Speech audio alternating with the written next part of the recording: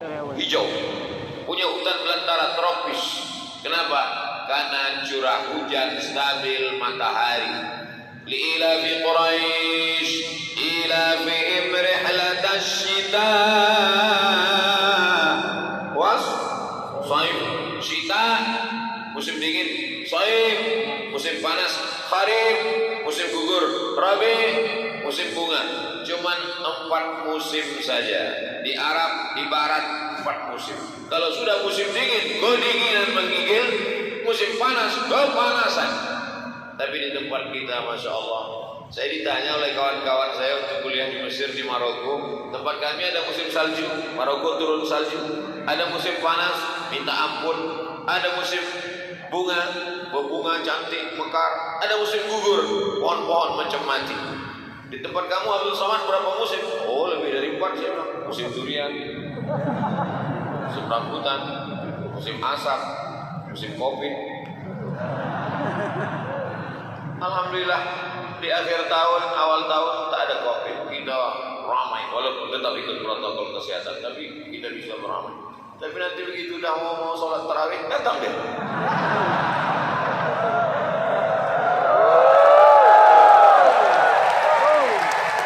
Jadi kenikmatan yang pertama diberikan Allah untuk orang Pontianak adalah nikmat musim yang bisa beraktivitas sepanjang tahun. Tanam-tanaman tak bisa tumbuh mekar sepanjang tahun. Ada masanya buah kurma tak berbuah. Wa ghuzzi ilaiki bi jiz'in nakhlati. Wahai Maryam, goncangkan pundakmu ke pokok kurma. Tusaqit ilaiki rutaban,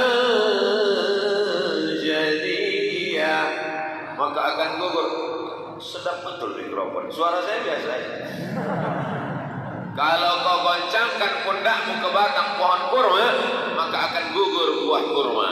Itu kata Syekh Ahmad Dedan, salah satu dalil bahwa Nabi Isa lahirnya musim panas. Karena bulan Desember musim dingin, butik kurma pun tak ada. Ada masanya kurma tak berbuah. Tapi di musim dingin, menggigil, bersalju. Nah itu, Ustaz ini udah berapa kali disebutnya musim salju, musim salju. Memangnya Ustaz pernah musim salju? Tulis saja di Google, Somad salju, keluar putus ya. Kalau tak percaya kita tes ya. Somad salju, Somad salju. Kamu tangan aku megang tuh. Sini saya. Kenapa? Habis pula paket. Allahumma sholli ala Muhammad. Saya sedang foto salju waktu di Ifran, waktu kuliah di Maroko. Ada masanya sapi-sapi tidak bisa ke rumput yang menghijau. Kenapa? Karena semuanya tertutup salju. Jam kantor pun tak bisa.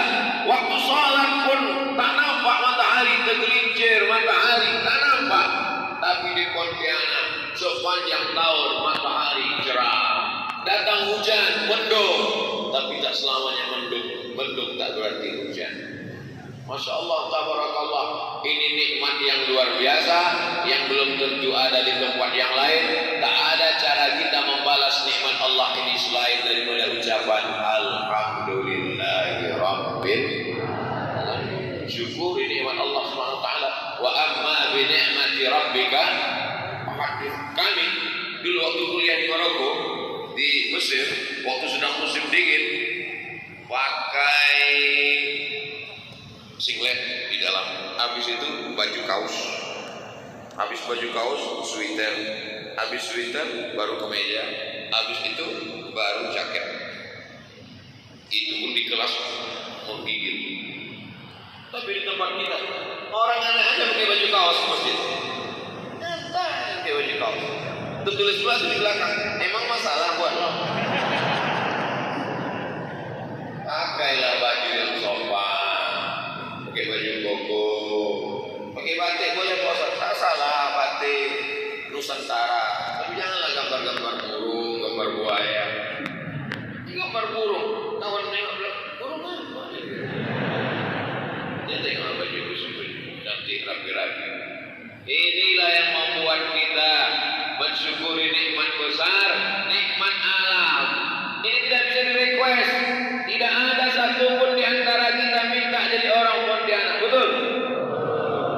Waktu dulu malaikat datang, dikirim Allah meniupkan roh 40 hari dalam bentuk air, 40 hari dalam bentuk darah, 40 hari dalam bentuk daging, 120 hari Allah Ta'ala mengirimkan malaikat membawa roh.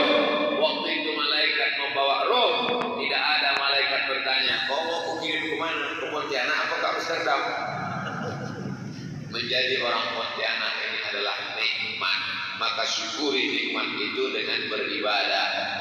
Wa ma khalaqtul jinna wal insa illa liya'budun. Hari ini Masya Allah, dalam bayangan saya, ini yang keberapa kali saya tausiah di masjid-masjid ini? Pakai dalam bayangan saya kan sudah sering tausiah ini, paling 3 sok saja.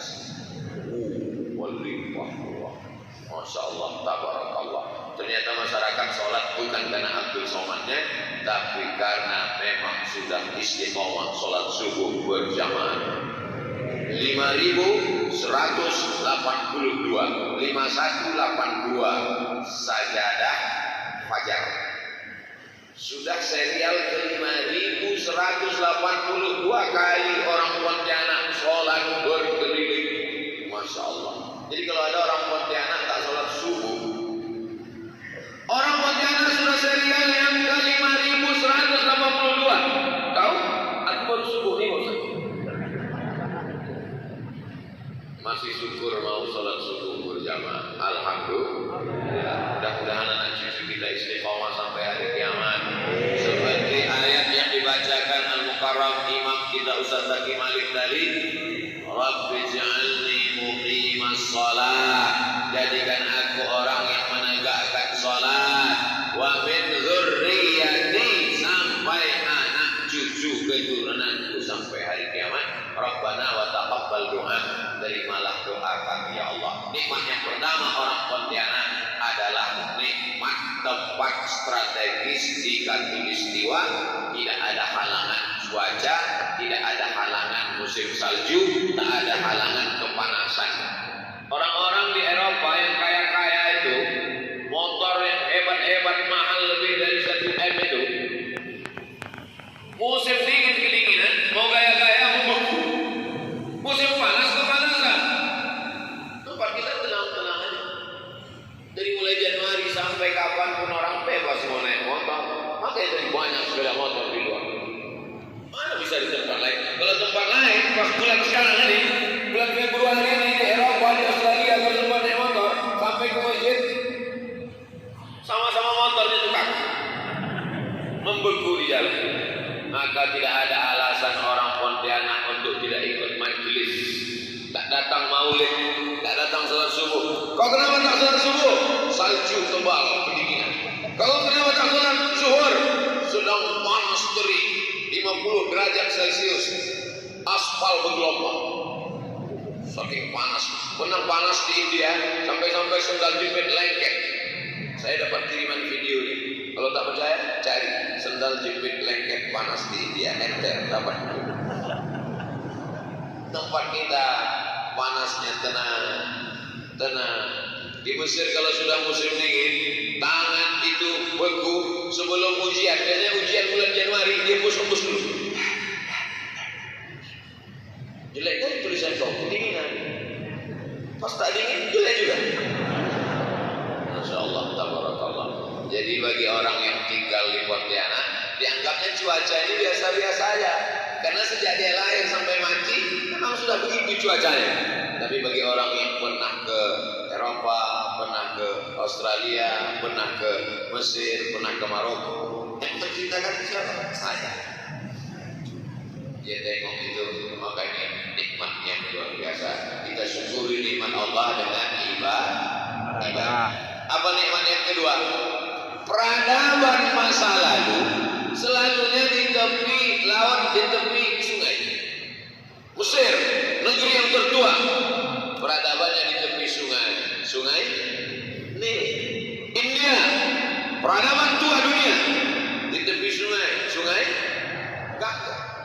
Maka peradaban peradaban biasanya di tepi laut atau di tepi sungai. Semua negeri-negeri yang di tepi laut, di tepi sungai, pasti penduduknya bersyahadat asyhadu an la ilaha illallah wa asyhadu anna Muhammadan Rasulullah. Para habaib, para ulama datang. Ada yang bilang dari Gujarat ke India, ada yang mengatakan langsung dari Makkah, ada yang mengatakan transit dulu dari Yaman. Terserah teori mana yang mau dipakai. Dari Makkah, dari Yaman, dari Gujarat, mendarat semuanya di Samudra Pasai, Aceh. Kapal pertama mendarat di tepi laut, tepi sungai. Itu makanya seluruh tepian sungai dan laut pesisir rata-rata bersyahadat asyhadu an la ilaha illallah wa asyhadu anna Muhammadan. Nah, bagaimana dengan Pontianak? Tempat yang strategis luar biasa, persimpangan dua sungai, Sungai Kapuas dengan Sungai Landak. Sungai Kapuas, Sungai Landak. Kalau kita ke kiri Singapura, ke kiri Temasek, Kerajaan Johor, setelah Singapura langsung ke Malaka, ke atas Vietnam, Laos, Kamboja, ke atas kanan Kuching, Sarawak, Brunei Darussalam. Ustaz kok ingat? Tengoklah map, Google Map. Mapping, kita mesti tahu kita sedang berada di mana. Supaya anak kita, dulu waktu masih SD ada namanya peta buta. Membaca peta dibuat gambar Sumatera, lalu kita anak-anak pun menghafal. Paling atas Aceh, di bawah Aceh Medan Sumatera Utara, di bawah itu Riau, di bawah itu Sumatera Barat, di sebelah kiri Bengkulu, bawahnya Jambi, bawahnya Palembang Sumatera Selatan, di bawahnya Lampung, baru menyeberang ke Pulau Jawa. Zaman sekarang anak-anak kalau ditanya, kita sedang berada di mana? Di dunia Pak Ustaz, belum mati akhirat. Jadi perlu kita tahu kita sedang berada di mana. Kita sedang berada di kota Pontianak, tempat yang strategis, sungai terpanjang di Indonesia. Sungai apa? Sungai Kapuas. Maka di sungai yang terpanjang ini lalu lalang peradaban. Datang orang dari Filipina, datang orang dari Brunei Darussalam, datang orang dari Kamboja. Waktu itu ada kerajaan Melayu besar namanya Champa, Wali Songo. Beberapa nasab mereka keturunan dari Kesultanan Champa, Kamboja, Vietnam, Laos, Kamboja. Lalu kemudian Semenanjung, kerajaan Melayu besar bernama Malaka. Lalu kemudian ketika Malaka dihancurkan oleh Portugis, itu nama negara, Portugal, bukan persatuan orang tua gatal. Lalu kemudian hancur Malaka, lalu kemudian makanya tidak ada lagi sekarang Sultan Malaka karena kesultanannya hancur. Lalu kemudian pecah menjadi Johor, Terengganu, Kelantan, berbatasan dengan Thailand, Patani, Thailand Selatan. Maka tempat strategis. Cobalah tengok cantik indah tepi laut lalu lintas sebelum ada peradaban aspal. Zaman dulu siapa yang rumahnya di tepi sungai, siapa yang rumahnya di tepi laut, dialah orang-orang kaya. Makanya kerajaan-kerajaan, kesultanan-kesultanan, coba tengok semalam saya di Kesultanan Tayan di tepi sungai, Kesultanan Matan di tepi sungai, Kesultanan Siak Sri Indrapura di tepi sungai Siak, Kesultanan Delhi, Sungai Delhi. Dan kesultanan ini pun Pontianak Al-Gadriyah di tepi sungai Kapuas. Maka ini adalah tempat peradaban Islam masa silam, dan ini juga dimiliki oleh Pontianak sampai hari ini. Dan setiap saya ke Pontianak selalu dibawa Ustaz Lukmanul Hakim naik sampan menelusuri sungai. Masya Allah. Kemarin kami pun menelusuri sungai. Ada yang nengok kami kemana? Saya tengoklah orang di tepi sungai itu melambaikan tangan, ya kan? Dalam hati saya, orang ini nyambut saya, rupanya melambaikan tangan untuk Rizal Armada. Astagfirullah. Masya Allah, tabarakallah. Begitu menjelang azan maghrib, maka Bang Rizal Armada pun berselawat di atas kapal.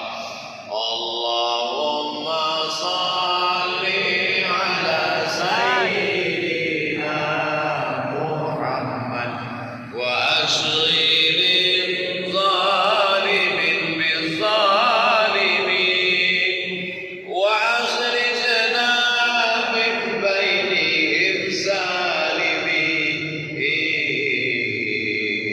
wa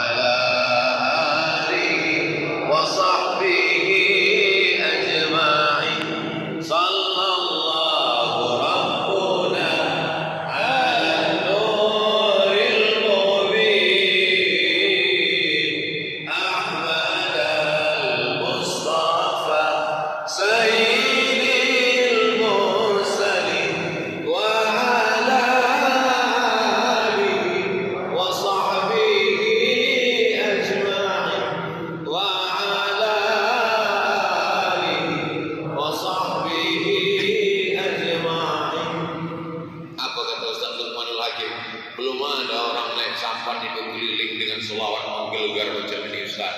Datang pula Ustaz Habib Muhammad bin Anis kemarin bersama kami dari Malang. Apa kata Habib Muhammad bin Anis? Nampaknya ikan-ikan banyak yang hijrah.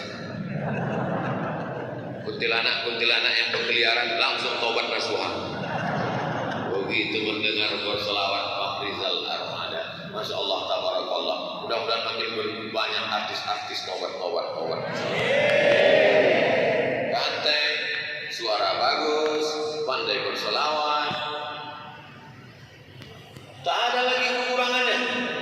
Sudahlah tak ganteng, suara macam kambing ditarik, berselawat tak pernah, hidup pula. Bentuknya diikat, campakkan ke sungai Kapuas untuk makanan ikan toman. Alhamdulillah, tabarakallah, kebersamaan kita, Masya Allah. Setiap saya datang dibawa naik sampan. Kemarin ke Teluk Kedai, sampai ke sana basah badan sebelah. Dalam hati saya, kok tahu begini duduk di tengah lagi. Masya Allah. Begitu pulang dari Teluk Kedai, tengok muka hitam. Apa kata Ustaz Salim Abdillah? Dibukanya pecinya gini. Apa kata dia? Yang atas putih, yang ini hitam. Terus saya itu balik saya ke kaca, saya buka, tak ada berubah. Rupanya sebelum naik pun udah hitam dulu. Masya Allah, tabarakallah. Sampai ke sana, ziarah kami ke makam ulama bernama Tuan Guru Syekh Ismail Mundu bin Daeng Abdul Karim. Masya Allah, tabarakallah. Juga di tepi sungai. Setiap ada sungai, ada masjid, ada peradaban. Di tepi laut, ada pantai, ada peradaban. Sampai-sampai saya ke Papua, turun naik pesawat di Sorong, dibawa ke Raja Ampat, dibawa ke Fak-Fak, dibawa ke Kaimana.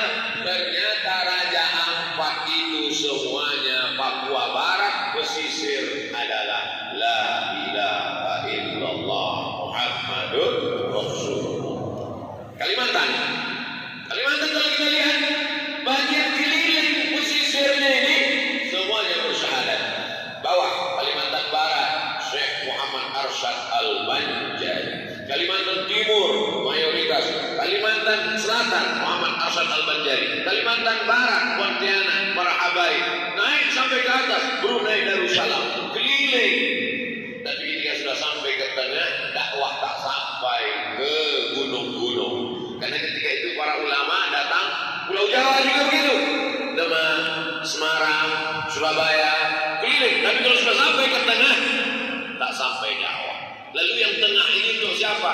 Ini disediakan mereka untuk kita supaya berdakwah di tengah. Allahu Akbar. Sengaja disisakan mereka. Mereka bukan tak sanggup, mereka bukan tak mampu. Mereka adalah para da'i, para alim ulama. Innama amruhu idza arada syai'an an yaqula lahu kun fayakun.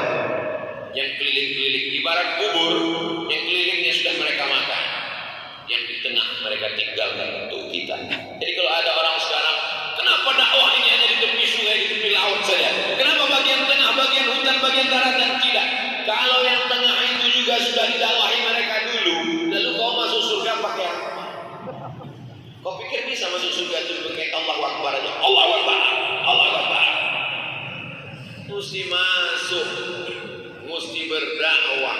Inilah bekal kita menghadap Allah Subhanahu wa Ta'ala. Ud'u ila sabili rabbik, ajak orang ke jalan Allah bil hikmah, santun, wal mau'izatil hasanah, suri tauladan yang baik.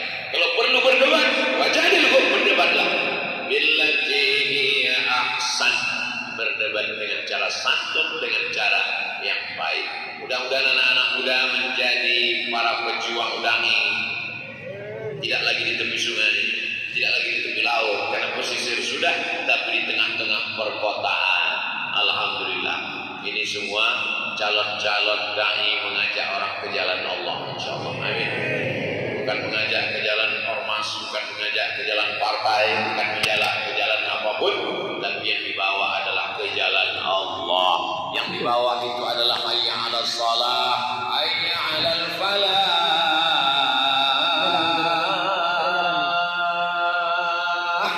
Menuju kemenangan. iman.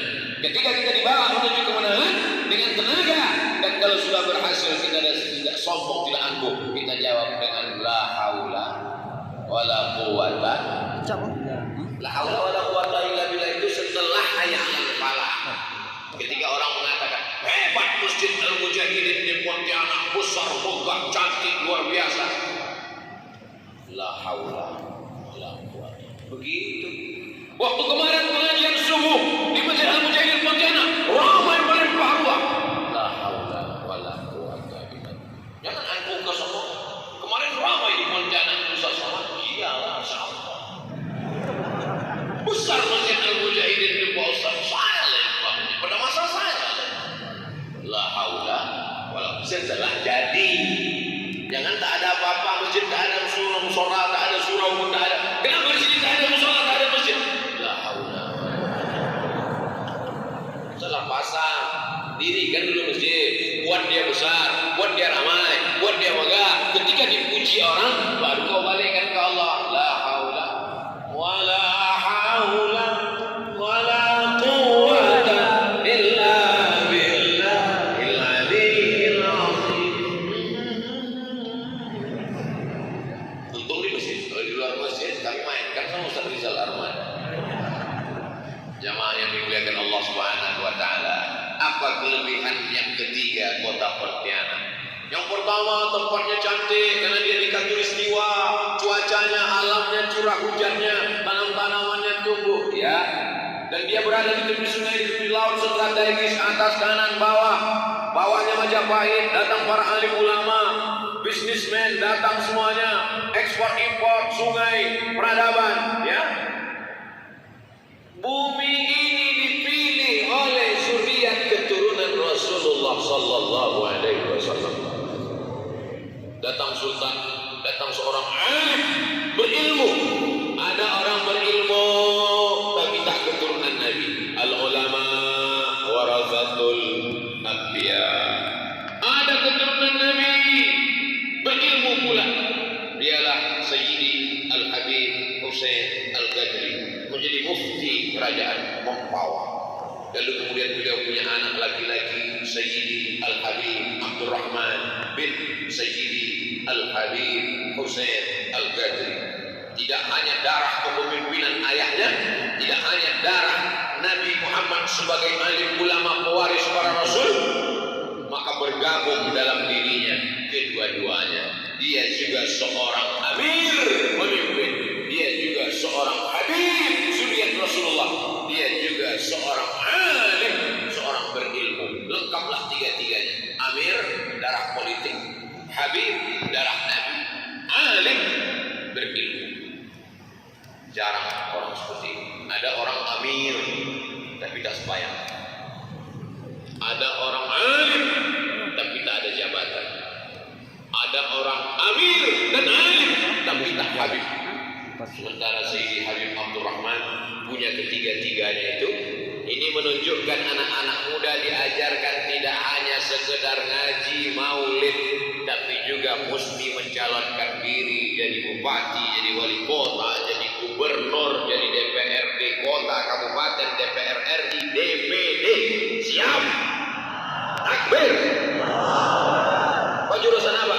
Visipol, Fakultas Ilmu Sosial Ilmu Politik. Cita-cita jadi apa? Ternak ayam.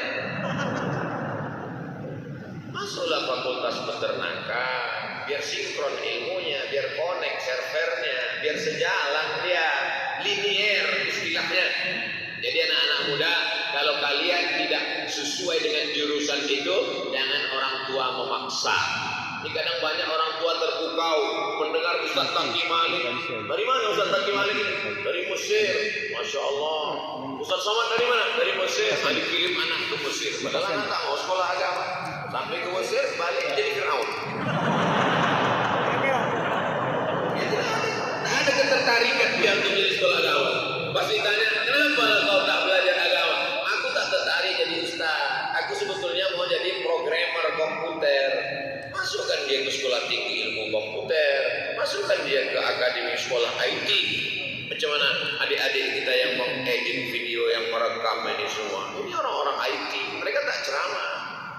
Mereka kalau disuruh ceramah ini menggigil, menggelentar tangan. Asal. Tapi tangan-tangan apik mereka inilah yang memotong video Abdul Somad. Nanti begitu pulang ke Pekanbaru, langsung nambah miliaran video Ustaz Somad naik mobil sport. Padahal punya orang pinjam. Potong mana ini, diberikan video, diberikan suara, pandai dia mengeditnya. Jadi sesuaikan saja anak kita mau sekolah apa, sesuai dengan bakatnya. Mudah-mudahan ada yang jadi pengacara, lawyer, amin. Mudah-mudahan ada yang jadi dokter spesialis, amin. Mudah-mudahan ada yang menjadi pakar ekonomi Islam, amin. Dengan itulah engkau akan menolong agama Allah. Dengan segenggam kekuasaan, dengan satu tanda tangan, pakai untuk mendirikan masjid, pakai untuk mendirikan pesantren gratis yatim, fakir, miskin dan duafa. Setuju? Suara saya jelas? Ada masjid itu karena terlalu besar, lalu kemudian suara ustaz itu tak jelas. Cuma.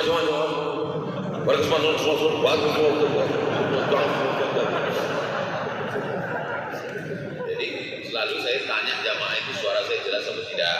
Kalau cakap saya terlalu cepat, saya pelankan. Adapun pada kesempatan ini, maka kita sebagai pemuda masjid, adapun pada kesempatan ini kita sebagai pemuda menjadi harapan bangsa, orang tua dan calon mertua. Takbir. Kalau beginilah anak-anak muda Pontianak, masya Allah, mertua mana yang tak senang, betul? Yang bilang betul itu yang jomblo aja. Anak tiga, betul. Lupa ada anak ini di rumah menangis. Mudah-mudahan ada anak Pontianak yang ada tiga-tiga ini dalam diri. Dia Habib, dia Amir, dia Adil. Tapi aku tak keturunan Nabi, Pak Ustaz. Walaupun kau tak keturunan Nabi Muhammad, pasti keturunan Nabi Adam. Iya kan? Ada di sini yang tak keturunan Nabi Adam. Berarti keturunan monyet. Tersinggung pula. Berarti memang betul monyet. Bapak Ibu yang dimuliakan Allah Subhanahu wa taala. Ini kelebihan Pontianak. Banyak di tempat lain para habaib datang berdakwah selesai. Tapi di sini sultan, orang yang punya kekuasaan. Kalau dia berilmu, zuriat Nabi yang dibangunnya dekat istananya adalah masjid. Jadi Pontianak dibangun oleh ormas. Apa ormas? Orang masjid. Jangan malu kalau dibilang orang masjid. Kau mana? Saya ini pengurus masjid. Pasti udah pensiun kan? Anak-anak muda lah yang menggerakkan masjid ini. Kota-kota kita di Indonesia ini rata-rata di tepi laut, di tepi sungai, dan mereka kalau sudah membangun ini istana, ini masjid. Ini istana Siak Sri Indrapura di tepi sungai Siak di Riau. Di seberang istana ada Masjid Usman Sahabuddin. Lalu kemudian pergilah sultan ini ke sebuah kota yang baru, membuat dia pekan, maka disebut dia dengan pekan baru. Maka dibuat persinggahan sultan, dibuat pasar, dibuat masjid. Masjid. Ketika Amr bin As sampai ke Afrika Utara, yang pertama dibangunnya adalah Masjid Amr bin As. Sampai hari ini tegak berdiri. Panjang umur, sehat badan, umroh kita singgah di Masjid Amr bin As. Kalau mau sholat tarawih malam Lailatul Qadar malam 27 di Masjid Amr bin As, datangnya mesti zuhur. Jangan minum supaya tak kencing-kencing. Iyalah kan bulan puasa Pak Ustaz. Iya betul juga. Bawa sandal, duduk di situ zuhur, sholat asar, sholat maghrib, buka puasa, sholat isya, tarawih dengan Syekh Muhammad Jibril imam. Masya Allah, tabarakallah. Luar biasa. Begitu imam sholat tarawih pun nangis jamaah. Sebagian menangis karena ayat itu khusyuk betul dalam hati. Sebagian kau kenapa menangis? Dari tadi belum keluar juga. Saking lama dari zuhur ke tarawih. Masjid Amr bin As sampai hari ini tegak berdiri. Imam Syafi'i, Imam Muhammad bin Idris Asy-Syafi'i meninggal tahun 204 Hijrah. Berakhir usianya di Mesir dan tempat dia mengajar itulah salah satunya Masjid Amr bin As. Masjid pertama di Afrika Utara. Raja-raja, sultan-sultan di ujung Afrika ada negeri tempat tenggelamnya matahari. Tempat tenggelamnya matahari itu disebut dengan Maghrib. Maghrib. Kenapa disebut dengan waktu Maghrib? Karena pada waktu Maghrib tenggelam matahari. Saat tenggelam matahari, Maghrib, tempat itu disebut dengan Maghrib. Orang Barat tak bisa menyebut Maghrib, ditulisnya M-O-R-O-C-C-O, Morocco. Di situ ada seorang sultan keturunan Nabi Muhammad sallallahu alaihi wasallam. Di tengah masjid itu ada pada tiang induk tiang utama tertulis nasab dia. Nabi Muhammad SAW punya anak perempuan namanya Sayyidatuna Fatimah Zahra. Fatimah punya anak laki-laki namanya Sayyidina Hasan. Hasan punya anak laki-laki, terus ke bawah sampai ke sultan yang terakhir yang mendirikan masjid itu di tepi laut Samudra Atlantik. Itulah dia Masjid Hasan II yang dibangun oleh Raja Maroko sekaligus mendirikan tempat saya kuliah Darul Hadis Al-Hasaniyah. Hasan itu karena dari nama dia. Mudah-mudahan panjang umur sehat badan kita juga bisa ke Maroko menengok itu insyaallah. Semua orang yang masuk ke masjid itu pasti akan berincak kaki menengok masjid, ukiran yang cantik luar biasa macam menengok kucing. Pas kami mau masuk ke pintu, tak dikasih masuk. Security-nya masuk tadi. No, tak masuk. Saya bilang, kami mau masuk tak? No. Pas saya ditanya, kenapa kami tak boleh ditanya? Anda Muslim? Ditanya saya turis. Ilaha illallah. Jadi mata mereka itu menengok kita ini. Saya ini rupanya dalam pandangannya masih mirip macam Juyun Fajar. Sangkanya saya dari Korea. Sangkanya saya dari Jepang. Saya bilang anak Indonesia. Saya dari Indonesia. Saya tunjukkan nama saya Abdul Somad. Oh, silakan masuk dalam ke dalam. Nengok sholat berjamaah megah mewah. Masya Allah, tabarakallah. Maka menjadi kebanggaan orang Pontianak bahwa kotanya dibangun oleh seorang zuriat Nabi Muhammad SAW 1771. Mudah mengingatnya ketika ditembakkan meriam itu. Meriam bukan perempuan. Tembakan, jatuh dia. Disitulah tempat membangun peradaban baru. Lalu berdirilah di tempat itu banyak hantu perempuan namanya Kuntilanak, Pontianak. Ustaz baca di mana? Dalam perjalanan kami kemarin ke Mempawah, itulah cerita Pak Wakil Gubernur. Jadi kalau ada orang bercerita, kita belajar mendengar, jangan terlalu banyak ngomong sampai tak mendengar cakap orang. Jadi saya kalau di jalan ketemu dengan orang, saya lebih banyak mendengar. Oh, begitu sejarah. Masya Allah, tabarakallah. Akhirnya kota yang tidak punya peradaban, hutan belantara, tak ada apa-apa, menjadi kota yang luar biasa, punya istana, punya masjid. Banyak juga orang yang punya istana-istana. Saya beberapa waktu yang lalu pergi ceramah ke sebuah daerah punya peradaban kerajaan Islam. Saya cari-cari di Google, punya istana megah luar biasa. Saya copy gambarnya. Pas sampai saya tanya, Pak Bupati, Pak Wali Kota, Pak Gubernur, ya. Katanya dulu di sini ada istana kerajaan Melayu. Betul Pak Ustaz? Berapa istana? 2. Mana istananya? Udah jadi ruko. Dijual. Tak ada lagi. Tapi kalau kita ke Pontianak, masih ada istana? Orang Pontianak dengan bangga berkata, kami adalah orang yang punya Sultan Melayu Muslim zuriat Nabi Muhammad SAW. Nih istananya, nih masjidnya. Bangga apa tak bangga jadi orang Pontianak? Saya kalau ditanya orang, Ustaz Abdul Somad, itu di Pontianak ada istana Al-Qadriyah, ada masjid megah dibangun oleh Habib. Pernah Ustaz ke sana? Oh, berarti kau belum nonton videonya. Coba kau tonton, bolak-balik ke sana berkali-kali. Masya Allah, tabarakallah. Ini semua adalah nikmat kebanggaan. Jangan nanti orang Pontianak tak tahu dia tak apa yang mau dibanggakan. Kok dari mana? Dari Pontianak. Apa yang khas dari Pontianak itu? Ya, ada wisata kuliner. Kalau hidup ini cuma untuk kuliner, bagus kok jadi kucing. Kuliner ini bagus.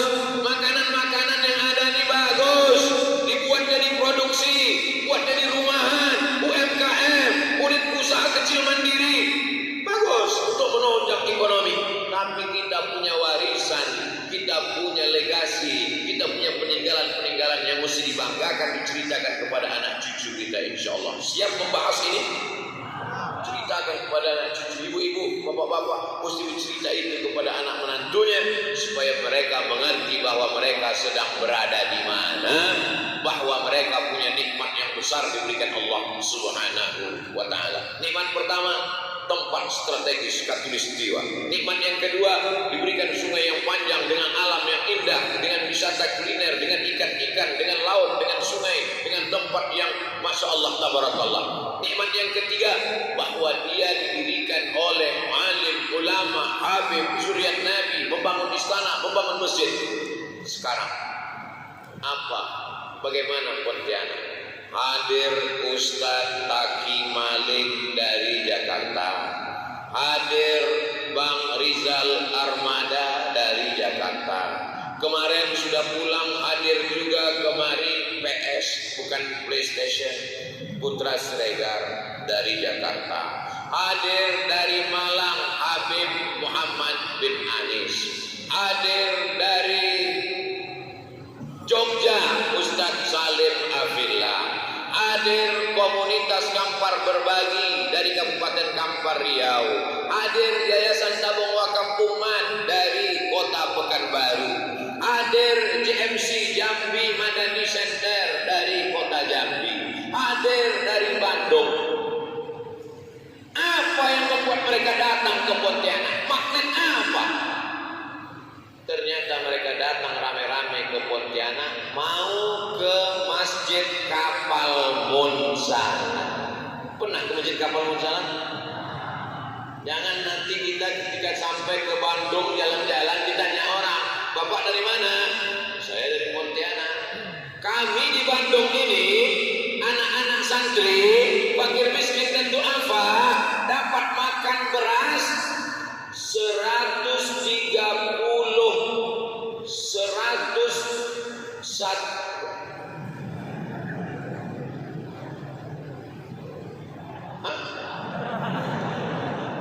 130 ton, bukan 130 kilo, 130 ton beras yang dikumpulkan oleh Paskas, pasukan amal soleh orang Bandung. Tapi ide membuat Paskas itu dari Pontianak. Saya tausiah di Jogja, diundang juga saya cuma Paskas. Kalian ini orang Pontianak, dah kami orang Jogja. Tapi ide membuat Paskas ini dari Pontianak. Dari mana? Dari Kapal Monsala. Nama kapal, masjidnya Kapal Monsala karena memang bentuknya kapal. Itu Titanic syariah. Ada nakodanya guru kita Kiai Haji Lukmanul Hakim. Saya kalau tausiah tabligh akbar di tanah lawang, jamaah sekalian, mari kita makmurkan masjid, anak-anak muda ke masjid, mari kita santuni fakir miskin, santri, anak yatim, duafa.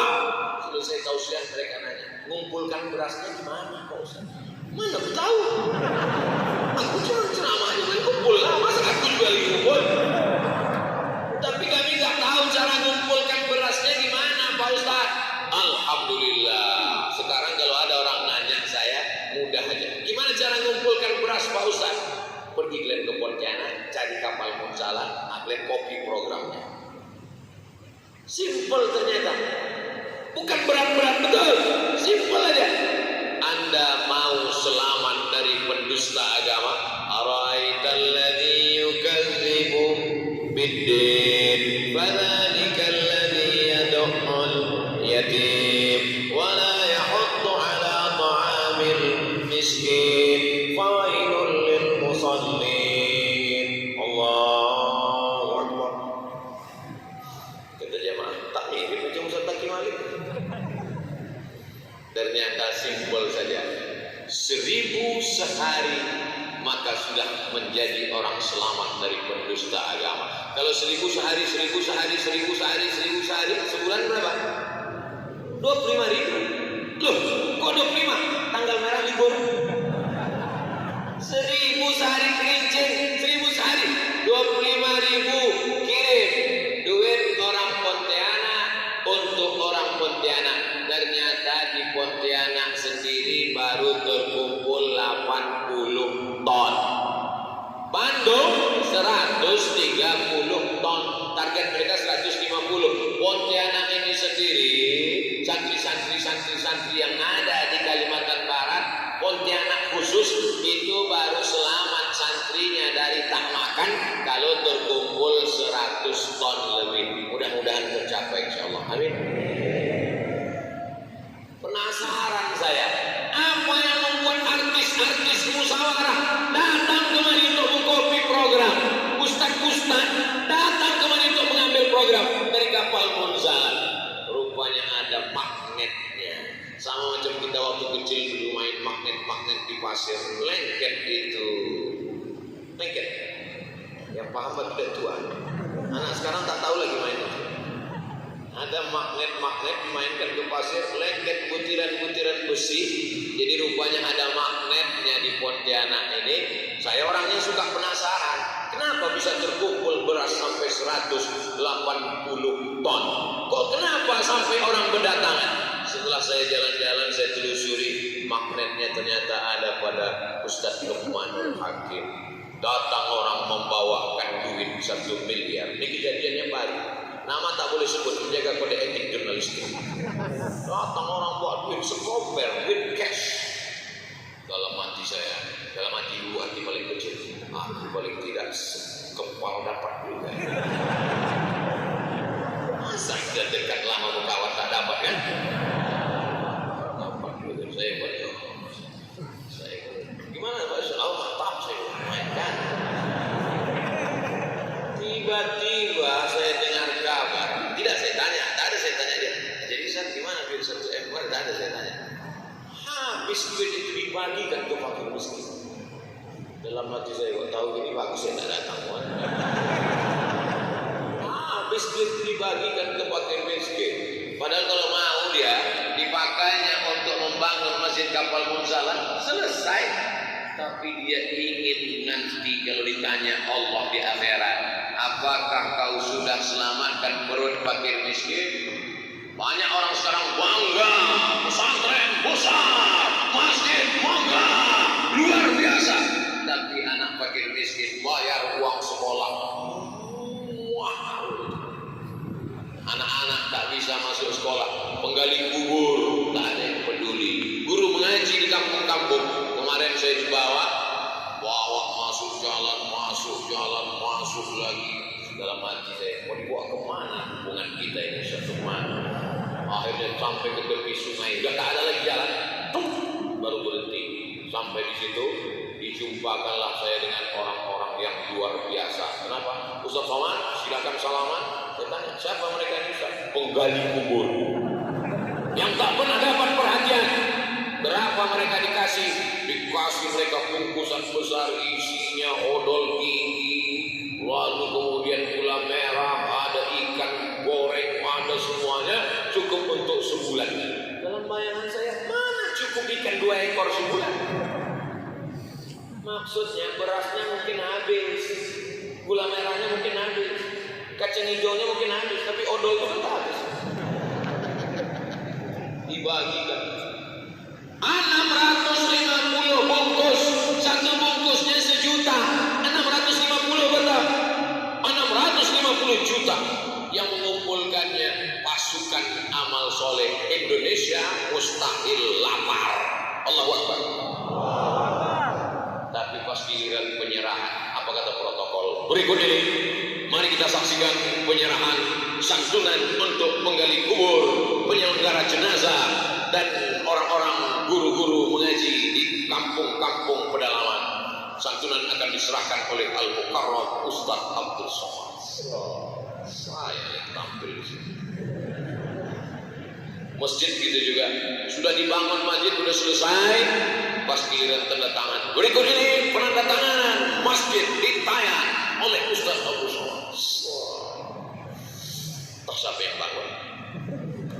Lama-lama dalam hati saya, jangan-jangan nanti pas di surga, mereka yang ngasih beras masuk, mereka yang bangun masjid masuk.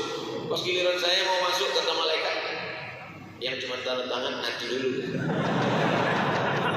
Atau diumumkan malaikat, berikut ini masuk surga kepada Abdul Somad, dipersilakan secara seremonial.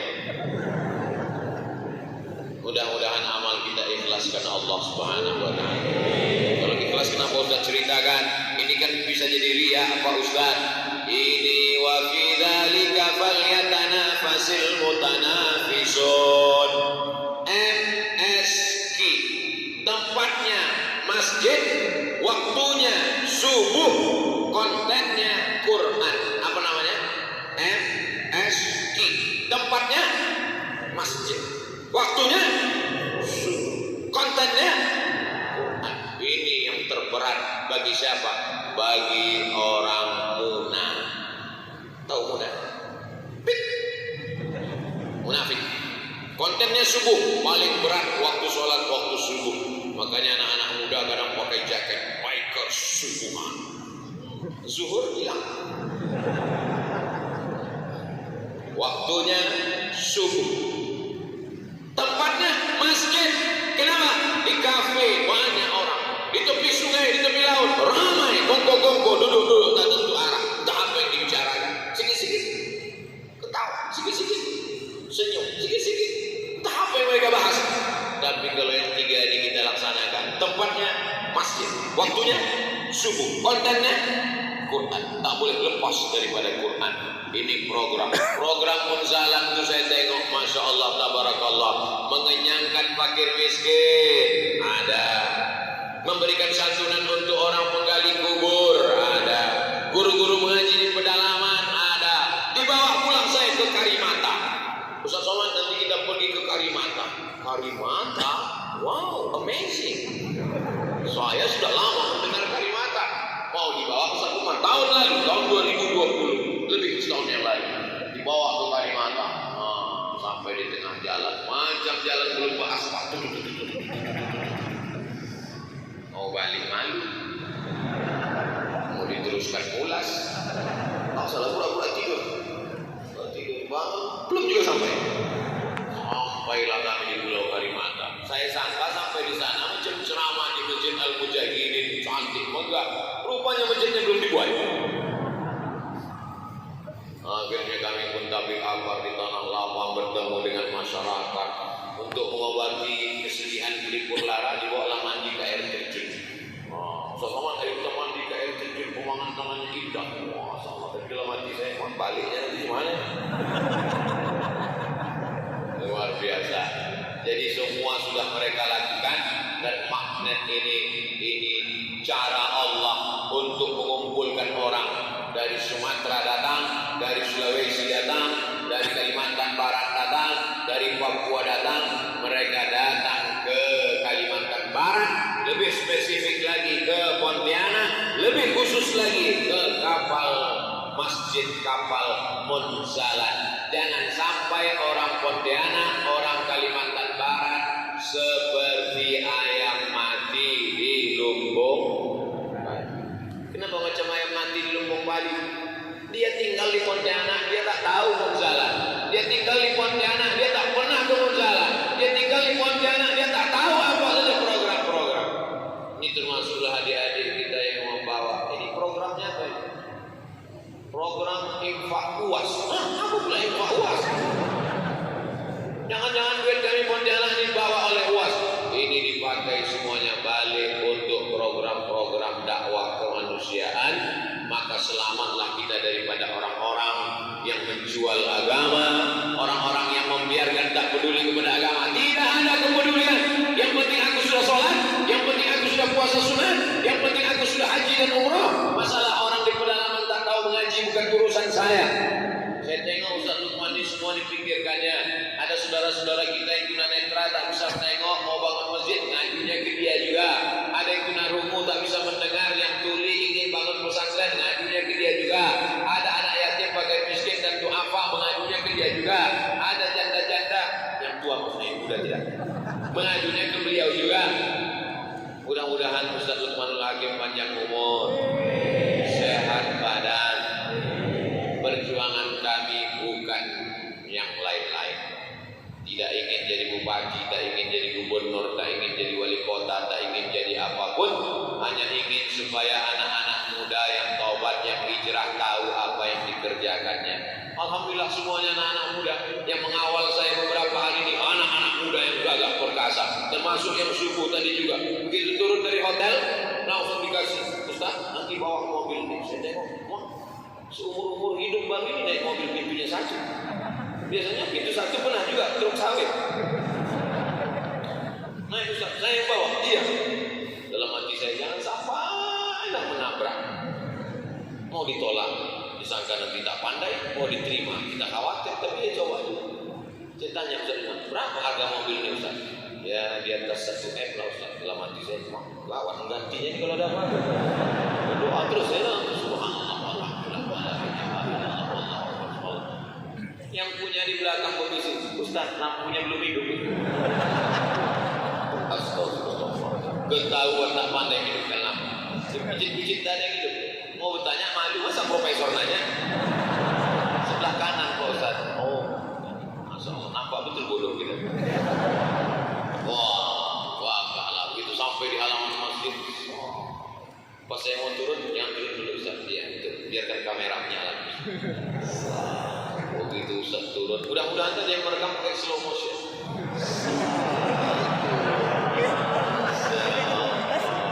Lalu kemudian di-upload nanti di Instagram, walaupun komenlah orang.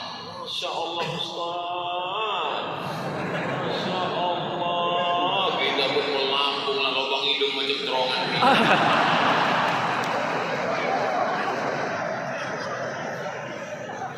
Orang pun komen pula lah, yang benci-benci pun komen. Katanya Ustaz itu penuh kesederhanaan. Katanya Ustaz itu dalam keadaan susah payah. Nabi aja naik onta dilempar pakai batu. Ini kau pakai mobil mewah. Ini minjam bodoh.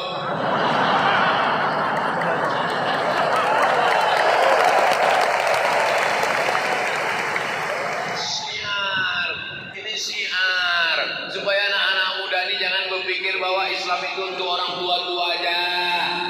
Fakir miskin, bajunya compang-camping. Bagaimana anak muda mau tertarik dengan dakwah? Betul?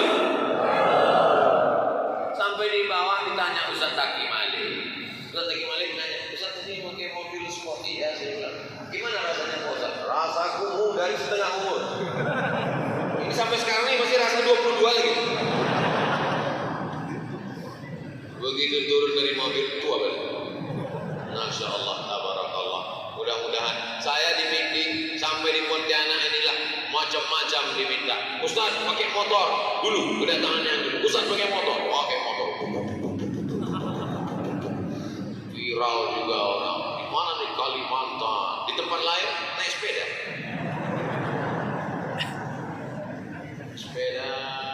Habis naik sepeda ditanya pula, gimana perasaannya Pak Ustaz? Kalau ditengoknya muka awak pucat. Mendaki pula tuh. Tapi di Pontianak kesannya luar biasa. Naik sepeda, naik motor besar, naik mobil. Khawatir pula saya di kedatangan tahun depan ini dikasih orang ini pakai para layang. Langsung masuk dari jendela.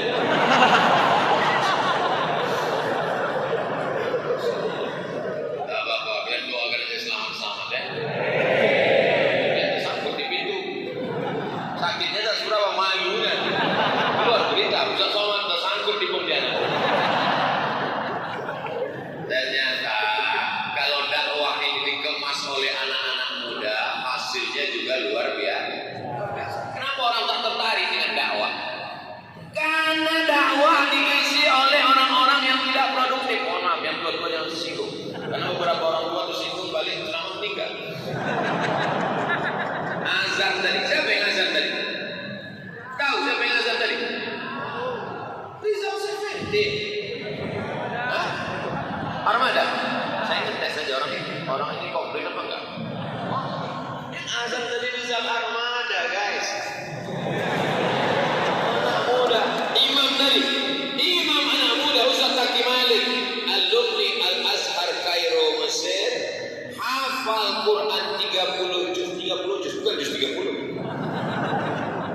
hafal Quran 30 juz, tamat Mesir, ganteng Pak Ustaz, terserah aku lagi yang bilang.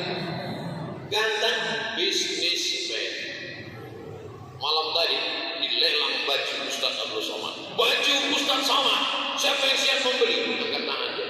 Begitu beliau angkat tangan, saya tengok. Berapa Ustaz?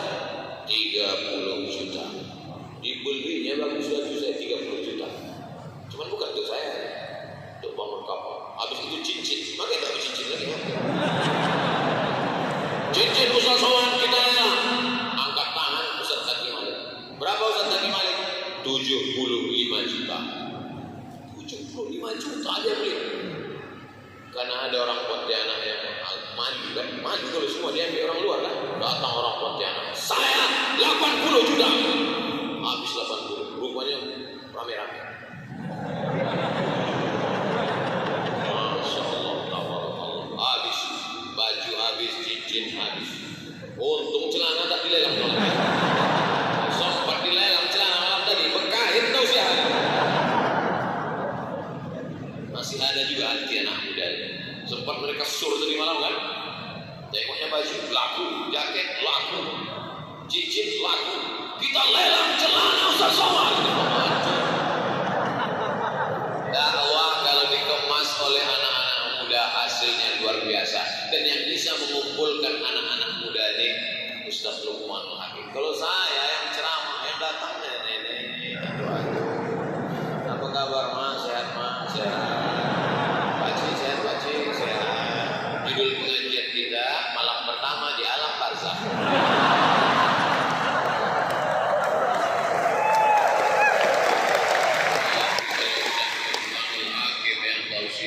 Saya tengoklah dia, ada orang ya artis, influencer, duitnya banyak. Pas ditanya apa kesan pertama ente menengok Ustaz Luqman, kesannya muda, pengetahuannya luar biasa, bahasa Inggrisnya lancar, tamatan luar negeri, gayanya gaya anak muda. Saya coba pakai gaya anak muda, tak masuk. Saya coba pakai gaya anak muda, maksud saya sebenarnya dipanggil abang gitu kan. Terus bapak pakai anak muda pas dipanggil apa kabar Ustaz? Tak jadilah. Serahkan aja anak muda. Menjadi anak muda yang menolong agama Allah. Kalau ada orang tua menolong agama Allah, wajar. Malaikat maut udah jalan. Tapi ada anak muda yang menolong agama Allah. Sabatun, 7 golongan. Yuzilluhullah, mendapatkan naungan Allah. Yauma la zilla illa zilluh. Hari itu tak ada naungan kecuali naungan Allah Subhanahu wa taala. Siapa dia? Syabun, anak muda. Syabun, anak muda. Nasya'a fi ibadatillah, tumbuh dalam beribadah kepada Allah. Ketika anak muda yang lain sibuk dengan narkobanya, sibuk dengan sabu-sabunya, sibuk dengan ganjanya, sibuk dengan kutaunya, sibuk dengan sakaunya. Ketika anak muda yang lain sibuk dengan pacarannya, tapi anak muda di Pontianak berzikir, membaca Quran, MSQ, Masjid Subuh Quran. Ini hanya ada di kapal Gonzala. Anak-anak muda yang sudah menggabungkan diri, alhamdulillah.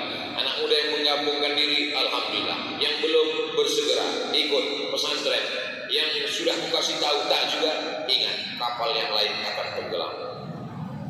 Masya Allah, tabarakallah. Tadi hebatnya Masjid Al-Mujahid ini ada jamnya. Ini jam ini kalian yang belum pernah naik ke atas ini gua kasih tahu ini jamnya.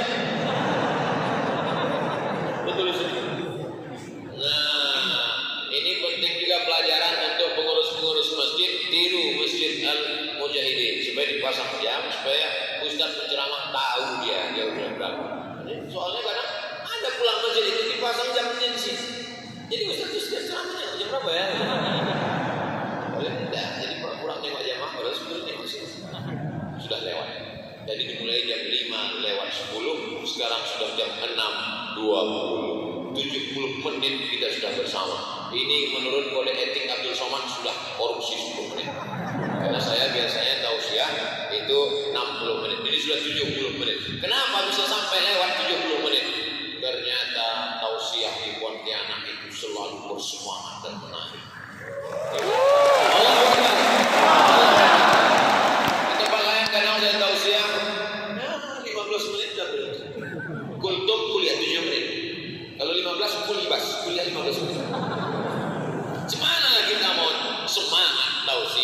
Kita tausiah jamaahnya semuanya sedang naik ke Sidratul Muntaha. Anak-anak muda mesti semangat ke masjid Al-Quran. Demikianlah tausiah ini saya sampaikan. Kami di Pontianak tak ada yang mengantuk.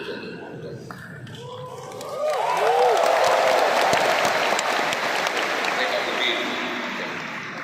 Gimana mau mengantuk berdiri? Tapi Pak Ustaz, saya ini tidak muda lagi Pak Ustaz. Saya ini sudah tua Pak Ustaz. Bapak bukan tua. Bapak adalah anak muda yang terjebak di tubuh yang tua renta.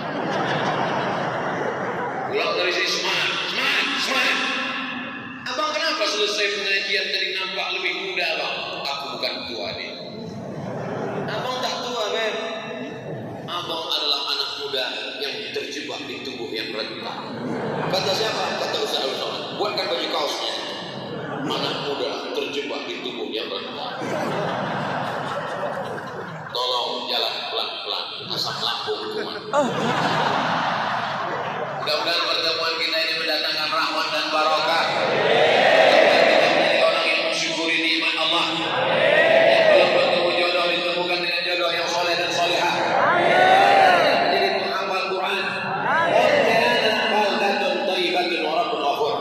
Al-hazin niyya wa kullu niyatin salihah. Al-Fatihah. A'udzu billahi minasy syaithanir rajim. Bismillahirrahmanirrahim. Alhamdulillahi rabbil alamin. Ar-Rahmanir Rahim. Maliki yaumiddin. Iyyaka na'budu wa iyyaka nasta'in. Ihdinas siratal mustaqim. Siratal ladzina an'amta 'alaihim ghairil maghdubi 'alaihim waladdallin. Amin. La tada' lana dzamban illa ghafarta. Ampunkan dosa kami ya Allah. Wala maridan illa syafaita. Yang sakit-sakit angkat penyakitnya, sehatkan ya Allah. Wala mayyitan illa rahimta. Yang meninggal dunia selamatkan dari azab kubur. Wala raghiban illa anjabta. Berikan anak yang saleh dan salihah. Rabbana atina fid dunya hasanah wa fil akhirati hasanah wa qina adzabannar. Wa sallallahu ala sayyidina Muhammad wa ala alihi wa sahbihi wa sallam. Walhamdulillahi rabbil alamin. Taqabbalallahu minkum. Sallallahu ala Muhammad. Sallallahu.